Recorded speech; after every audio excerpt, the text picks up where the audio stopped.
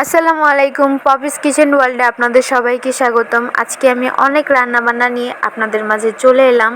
তো এক পলকে আমার সমস্ত রান্নাগুলো আপনারা দেখে নেবেন। কেমন লাগছে আমাকে অবশ্যই কমেন্ট বক্সে কমেন্ট করে জানাবেন। বেগুন ভাজি, লাল শাক, ডিম ভুনা,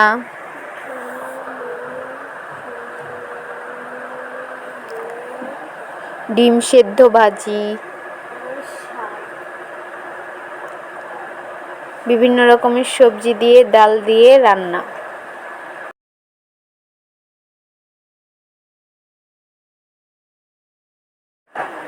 খিচুড়ি,